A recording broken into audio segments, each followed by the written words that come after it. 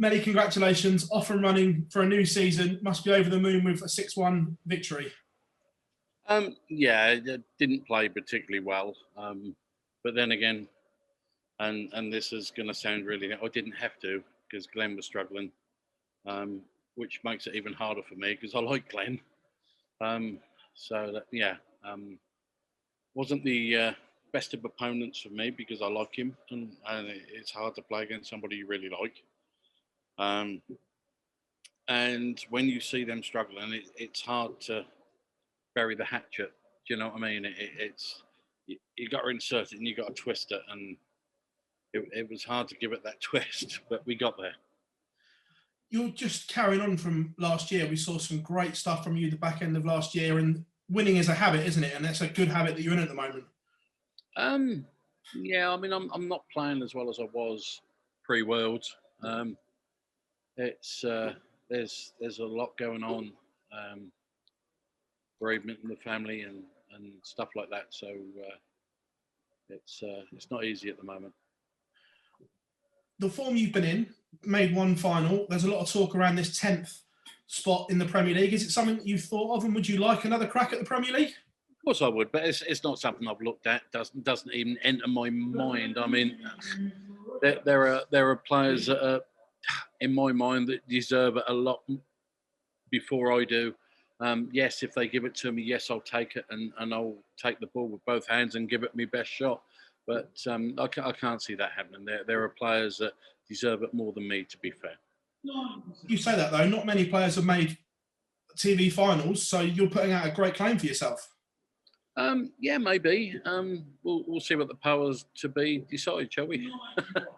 Up next, Rob Cross, a man, again, that's not been in the best of form of late. Another good friend. Take advantage of that? If I can, yes. Another good friend. I love Rob a bit. I mean, we had some practice before the Worlds, and yeah, I've got a lot of time for Rob. He's a really nice fella.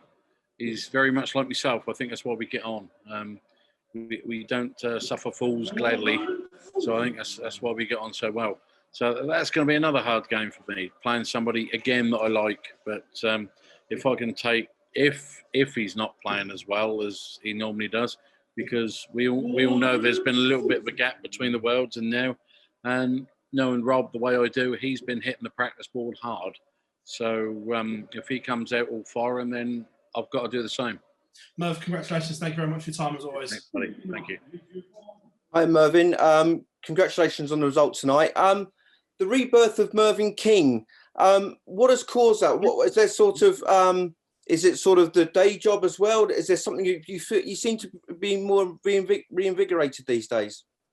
I wouldn't call it rebirth. I've always been here. I've always been playing darts and trying the best I can. Always had mid to high 90s.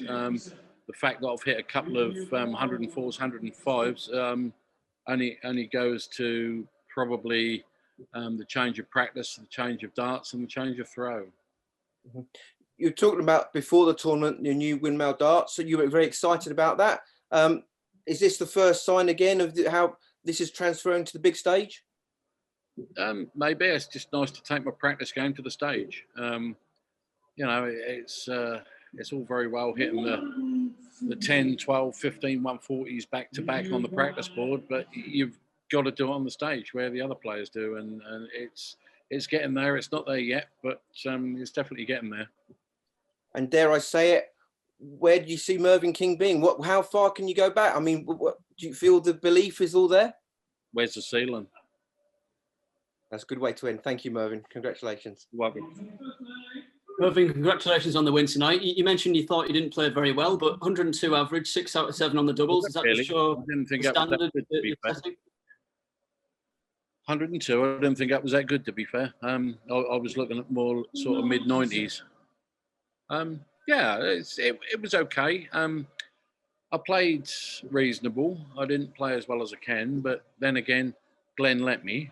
But if he'd have been playing better, I might have done as well. Who knows? You know, it's something we don't know. We can only surmise. You've been in this game almost 40 years. I mean, is this the most relaxed you've felt? And are you enjoying darts as much as you ever have at the moment? Loving the darts. You know, as I said at the Worlds and the Players Championships finals, I've refound the love for the game, and hence the reason why I'm playing better. It's I've had other people saying, "Oh, you're only loving it because you're getting some results." If you look at it, I've been loving it, and then the results have came because of the finding the love for the game again.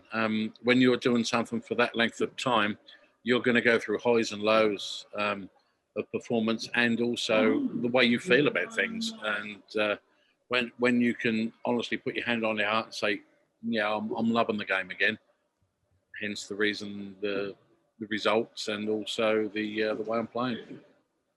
And how are you feeling about the season ahead? Have you set yourself any targets at all? No, not at all. They'll put the calendar out, and I'll enter the tournaments, and I'll go along and see what happens. I'm not, as I said before, I'm not one of these that are going to say, "Oh, I'm going to win this, I'm going to win that."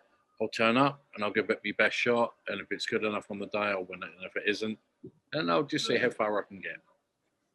Perfect. Thanks, Mo. Thanks for your time.